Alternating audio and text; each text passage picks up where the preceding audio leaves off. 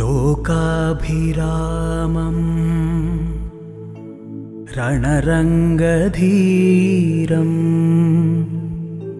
రాజీవనేత్రం. నమస్కారం. I dream ప్రేక్షకులకు స్వాగతం.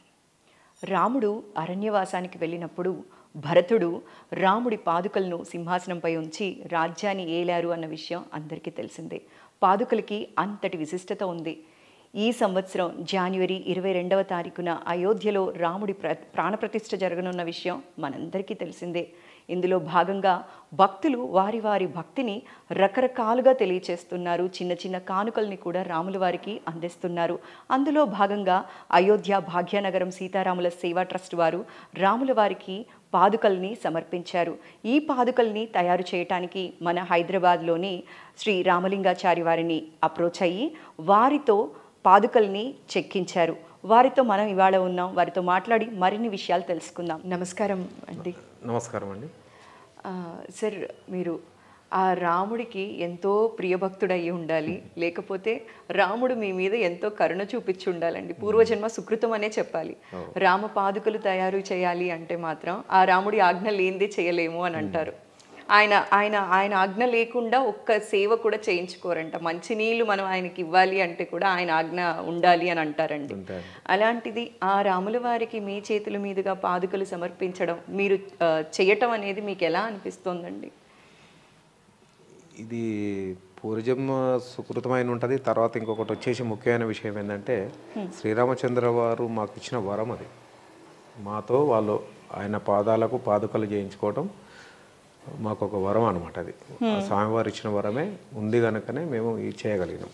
అది మొత్తం ఈ పాదుకలు చేయటం, పాదుకలు అద్భుతంగా వచ్చింది అని చెప్పి ప్రతి ఒక్కళ్ళు కూడా మిమ్మల్ని పొగడ్తలతో ముంచెత్తుతున్నారు. ఇది అందరికీ తెలిసిందే అండి.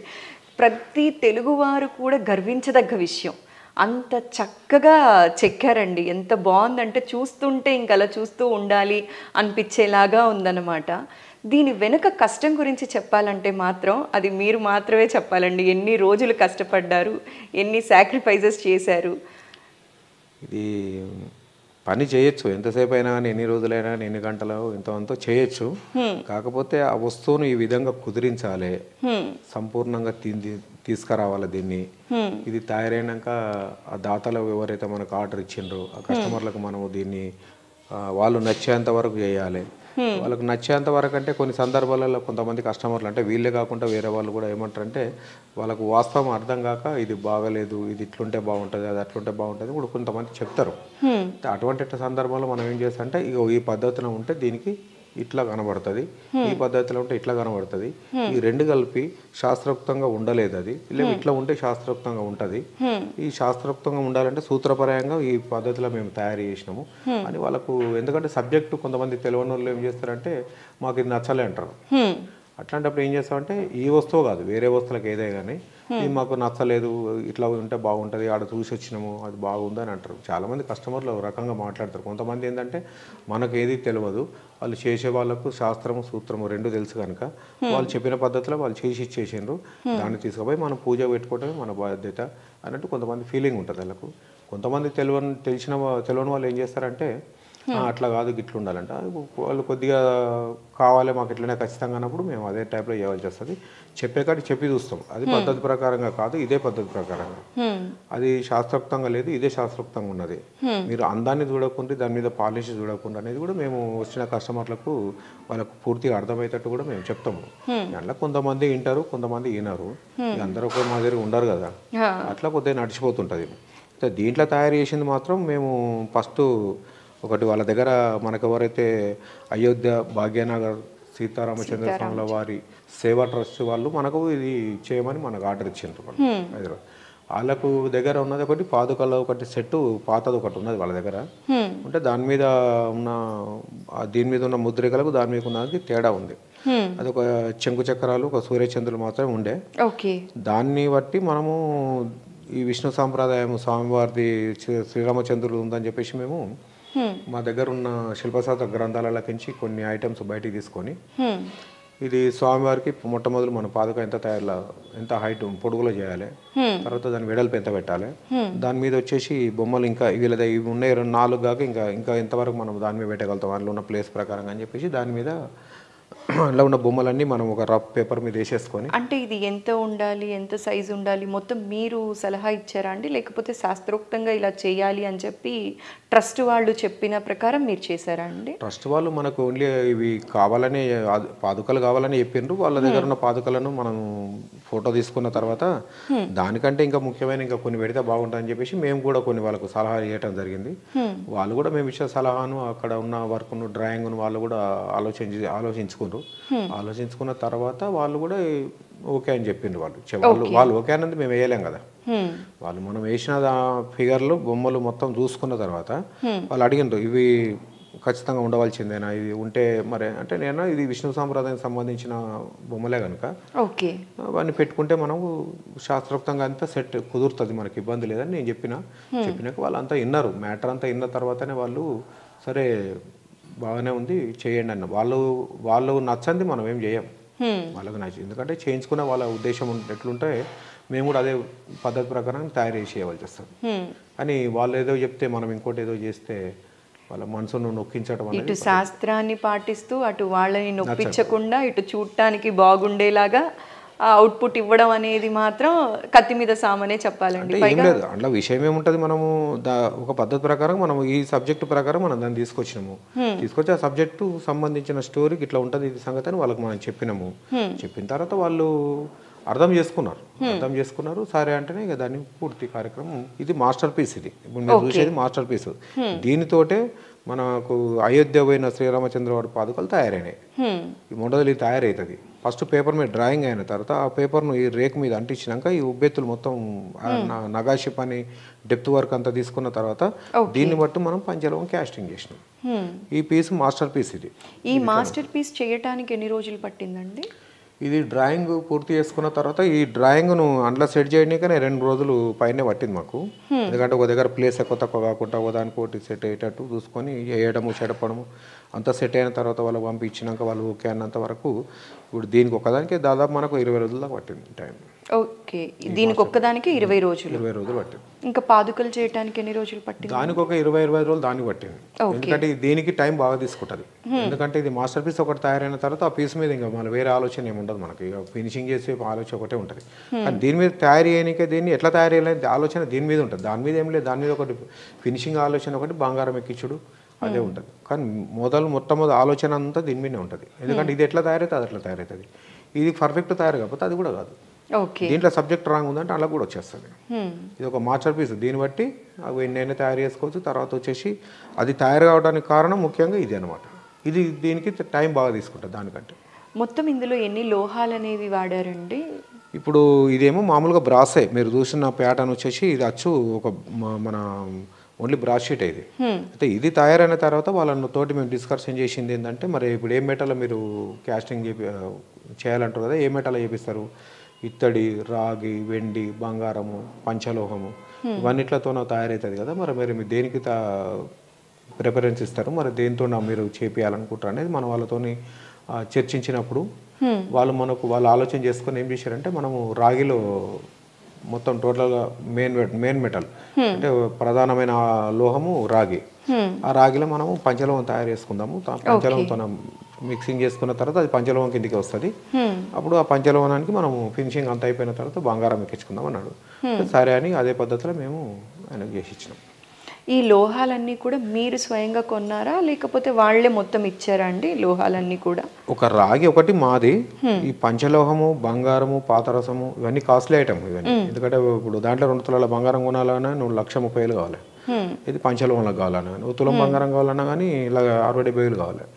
అట్లా మరి వెండి కావాలన్నా 1 కిలోనో 200 గ్రాములు వెండి కలపాలన్నా కానీ దానికి 13,000 కావాలి. అంత కాస్ట్లీ ఐటమ్ మేము చేసేది మేకింగ్ తీసుకున్నప్పుడు ఆ మెటల్ ఏందో కాస్ట్లీ మెటల్ కనుక మనం వాళ్ళకు ఉపయోగపడమే కరెక్ట్. అది ఎందుకంటే మరి ఇప్పుడు వాళ్ళు 2 తులాలు కలుపుకుంటారా 10 తులాలు కలుపుకుంటారా అది వాళ్ళ ఇష్టం. లేదు వెండి 1/4 కిలో కలుపుకుంటారా కిలో కలుపుకుంటారా అది వాళ్ళ ఇష్టం. అందుకని చెప్పేసి మేము ఏం చేసినామంటే మేము మొదలే చెప్పినాం లోహాలకు సంబంధించిన విషయం మొత్తం మీరు కవర్ చేసుకోండి, మీరు చూసుకోండి. ఈ రాగి ప్రధానమైన లోహము రాగిలో కావాలంటారు కనుక అదొకటి నేను పెట్టుకుంటా. దాదాపు 15 కేజీలు అంటే 15,000 అనుకోరాదు. ఓకే. దానికి నేను భరిస్తా, ఇది మీరు భరించండి అంటే సరే అని చెప్పేసి అదే పద్ధతిలో మేము మాట్లాడుకున్నాం. దానికి సంబంధించిన పంచలోహానికి సంబంధించిన లోహాలు మెయిన్ బంగారము, వెండి. ఓకే. తర్వాత వచ్చేసి ఇక ఆ నుంచి పాదరసం, అంటే పాదరసం అంటే మెర్కురీ. ఆ పాదరసం మనము అయోధ్యమైన పాదాలకు పైన బంగారం ఎక్కించాము గల ఈ పాదరసం ఎక్కించినాకనే మనము దాని మీద ఇది ఎక్కిస్తాం. ఏంటిది మన బంగారం ఎక్కించాము గల పాదరసం ఎక్కించాకనే బంగారం ఎక్కిస్తాం. ఓకే. అయితే ఈ పాదుకలు తయారు చేయడానికి మీకు 50 రోజులు పట్టింది అని అన్నారు. రెండు అంటే ఈ మాస్టర్ పీస్ తోటి అన్ని కలిపి 50 రోజులు అయితే మీరు పూర్తిగా దీని మీద కూర్చున్నారు, వర్క్ చేశారు, అన్ని చేశారు. ఎంతమంది చేశారండి మీతో పాటు? ఈ డ్రాయింగ్ కాంచి మొదలుపెట్టి ఫినిషింగ్ వర్క్ టోటల్గా అంతా మాస్టర్ వర్క్ అంతా నేనే చేసుకుంటాను. అది దానికి బఫింగ్ కానీ లేకపోతే ఏమైనా ఫైలింగ్ చేయనికే అక్కడ ఏమైనా డీప్ దింపనికి అటువంటిది మా పని వాళ్ళు, మా వర్క్షాప్లో ఉన్న కళాకారులు ఎవరైతే ఉన్నారో వాళ్ళందరితో కలిపి ఒక 6 నెంబర్ వరకు దీంట్లో పాల్గొనడం జరిగింది. ఓకే. ఒక 6 మంది కళాకారులము ఈ టోటల్గా తయారైపోయేట వరకు 6 మంది కళాకారులు అందులో పాల్గొన్నారు. అయితే ఈ 50 రోజులు కూడా మిగతా పనులన్నీ పక్కన పెట్టి ఓన్లీ దీని మీద మాత్రమే కూర్చున్నారు, అవి కూడా బ్యాలెన్స్ చేస్తూ చేశారండి? అంటే ఇప్పుడు ఒక వర్క్ జరిగేటప్పుడు అందరూ ఉండవలసి వస్తుంది, ఒక వర్క్ జరిగేటప్పుడు ఎవరితో ఒక్కనే చేయవలసి వస్తుంది, లేదా ఇంకొక 2 చేతి కింద ఉండవలసి వస్తుంది. అట్లా కొన్ని పనులు వేరే పనులు చేసినాము, ఇది చేసుకుంటా కూడా వేరే పనులు చేసినాము. కాకపోతే కొన్ని సందర్భాలలో 5-6 మంది కూడా అవసరం. ఓకే. కొన్ని సందర్భాల్లో అవసరం ఉండదు. టోటల్గా ఇది అయిపోయిన రోజులు 6 మంది కలిపి అందరి చేతిలో మీద చేసినామంటే అంటే కాదు. అది ఇప్పుడు 2 పాదుకలు కూడా ఒక సందర్భంలో ముఖ్యమైన వర్క్ అక్కడ డిజైన్ తీస్తున్నామంటే ముఖ్యమైన వర్క్ అయ్యాలంటే నేను నాకు కొంచెం చేతనే ఉంటుంది. మిగతా వర్క్ ఏమైనా మామూలు వర్క్ ఉన్నప్పుడు పక్క వాళ్ళని మనం తీసుకుంటాం చేతి కిందకి, ఆ టైప్లో నడుస్తుంది. దీనికి ఇది మీకు లోహాలన్నీ కూడా మనకి ట్రస్ట్ వాళ్ళు ఇచ్చినప్పటికీ కూడా ఇది మీరు సేవా కార్యక్రమం లాగే చేశారా అండి? 50 రోజులు కూడా ఇది చెక్కినందుకు కానీ చేసినందుకు కానీ, లేకపోతే వాళ్ళు మీకు ఏమన్నా ఆఫర్ చేశారండి? సేవా కార్యక్రమం అంటే వాళ్ళు లోహాలు ఇచ్చినాక మేము సేవా కార్యక్రమం చేసినామంటే దానికి ఖరీదు తీసుకోకపోతే సేవా కార్యక్రమం అవుతుంది. వాళ్ళ దగ్గర మేము 65,000 తీసుకున్న తర్వాత సేవా కార్యక్రమం కాదు, అది డబ్బులు తీసుకొని చేసి ఇచ్చినట్టే. కాకపోతే ఏంటంటే దాన్ని కాస్ట్లో చాలా తక్కువ తీసుకున్నాం, చాలా తక్కువ తీసుకున్నాము. ఒకటి ఏంటంటే ముఖ్యమైన విషయము, భారతదేశంలోనే కాకుండా ప్రపంచ దేశాలలో కూడా ఈ జనవరి 22 తారీఖు నాడు పేరు ప్రతిష్టలు చెందుతున్న భారతదేశంలో మనకు అయోధ్యల నిర్మాణం జరుపుకున్న రాములవారి దేవస్థానం ప్రతిష్టాపన జరుగుతుంది కనుక అంత పెద్ద దేవస్థానానికి నేను నా చేతులు ఉంటా, మన పనులతోటి, మన తెలుగు రాష్ట్రాలతోటి, మన హైదరాబాదు, మా బోయినపల్లిలా ఇవందరికీ అదృష్టం చేసుకొని ఈ కార్యక్రమం పుణ్య కార్యక్రమం చేస్తున్నాం కనుక అదృష్టంతో. కాబట్టి ఎందుకంటే డబ్బు డిమాండ్ చేయదలుచుకోలేము మనం. మొట్టమొదటి ఆర్డర్ మనకి ఇస్తే మన చేతికుంటే చేసి ఆడిస్తే అదే మనకు ఆనందం, అదే స్వామివారికి మనం చేయదగ్గ సేవ. అది ఆ కీర్తి అనేది మనకు ఒకటి దక్కితే ఆ కీర్తి ఎంబడి అన్ని ఉంటాయి మనకి. మొదలు మనసు అనేది సంతోషం ఉన్నప్పుడే డబ్బు కూడా లెక్క కాదు. ఈ పని చేసుకున్న వాళ్ళు వేరే ఇంకో పని చేసుకున్నా మనం డబ్బు సంపాదించుకుంటాం, కానీ ఈ పని రావాలంటే రాదు కదా మనం. అవునండి. అందు గురించి చెప్పేసి మేము డబ్బు గురించి ప్రాధాన్యత ఇవ్వలేదు. పాదుకలు మన చేతుకుంట తయారు చేయాలనే ప్రయత్నంలోనే అదృష్టం కొద్దీ స్వామివారి వరం ఇచ్చినట్టు అదృష్టం కొద్దీ మనకు వచ్చింది కనుక దీన్ని ఎంతవరకు అయితే అంతవరకు సంపూర్ణంగా పర్ఫెక్ట్గా చేసేయాలనేది ఆలోచన మనకు. టైం తీసుకొని చేసిన. అయితే మీరు ఇది ఎలా అనుకున్నారో అంతే పర్ఫెక్ట్గా చేశారు, చూస్తే కూడా తెలిసిపోతుంది పాదుకలు అంత చక్కగా వచ్చాయండి. దీని తర్వాత ఇవి చూసిన తర్వాత ఇంకేమన్నా కొత్త ఆర్డర్స్ వచ్చాయా అండి? ఒకటి ఇంకా చాలా మంది దేవుడికి సంబంధించినవి ఇవ్వాలి అని చెప్పి డొనేట్ చేయాలి అని అనుకునే వాళ్ళు బోలెడంత మంది ఉన్నారు. అలాంటివి మీకు ఏమైనా ఎక్స్క్లూజివ్గా వచ్చాయా అండి? ఇప్పుడు చేసే ఫస్ట్ ఈ పాదుకల కంటే ముందు ఇంకో వేరే పాదుకలు చేసినాం. ఇప్పుడు ఈ అచ్చు కంటే ముందు ఇంకొకటి తయారైంది. అది అక్టోబర్ 26 తారీఖు నాడు 27 తారీఖు నాడు మా దగ్గర తీసుకుపోయారు. 27 అక్టోబర్లో ఆర్డర్ ఇచ్చిండు. అది ఒక 1 వీక్లో చేసినాం. అయితే అది ఇంత పెద్ద పని కాదు, ఇంత థిక్నెస్ కాదు, ఇంత వెయిట్ ఉండదు. అది ఒక 3 కేజీలు మాత్రమే ఉంటుంది. అది షీట్లో బాక్స్ టైప్ తయారు చేసినాం, చేసి దానికి బంగారం నీరెక్కిచ్చినాం. దీనికేం బంగారం పన్ని, అంటే దీనికి డైరెక్ట్ బంగారమే పేపర్లు ఎక్కిచ్చినాం. దానికేమో ఓన్లీ వాటర్లో ముంచి తీసింది. అది అయితే అది అక్టోబర్ 28 తారీఖు నాడు మనకు శ్రీకాకుళం నుంచి పాదయాత్ర బయలుదేరింది. అది ఇప్పుడు 14 తారీఖు నాడే ఏమో 5 ముడతాయి. అవి పాదయాత్రలు ఉన్నాయి 5 మూర్తి అనమాట. అది 2 నెలల 15 రోజులు ఏమో టైం వాళ్ళది అక్కడ పోవటానికి ప్లాన్ వేసుకుని మొత్తం వాళ్ళు. ఓకే. అది వెళ్ళిపోయిన తర్వాత వీళ్ళు నెక్స్ట్ మళ్ళీ ఈపీఎస్ ఇచ్చారు. అది చూసిన తర్వాత ఈ ఆర్డర్ మాకు ఇచ్చిండ్రు. ఈ ఆర్డర్ ఏమో డైరెక్ట్ మన స్వామివారి దగ్గర శ్రీరామచంద్ర స్వామి వారి దగ్గర ఉండే పాదుకలు కనుక దీనికి మనము అంటే దీనంత పంతనం అది లేదు, దీనికి ప్రాధాన్యత ఇచ్చి మనం దీన్ని హైలైట్గా వర్క్ అంతా చేసుకుంటూ వచ్చాం. ఎందుకంటే అంత దూరం పోయినది ఒకటి నేషనల్ లెవెల్ ఒకటే టెంపుల్ అది, దాన్ని అన్ని మనం ఆలోచనలో పెట్టుకొని దీన్ని తీర్చిదిద్దడం అయింది. ఇది చేసినప్పుడు కూడా మనకు మొత్తం అయిపోయాక కూడా వాళ్ళు చూసినా కూడా వాళ్ళకు ఏ విధంగా ఇంకా ఏ టైప్లో కావాలంటే ఆ టైప్లో మేము మొత్తం పూర్తిగా చేసి ఇచ్చినాము. మేము కూడా అట్లా కాకుండా గిట్లా కాకుండా అట్లా అని చెప్పేసి డిస్కషన్ చేసుకొని చేసినాం దాన్ని.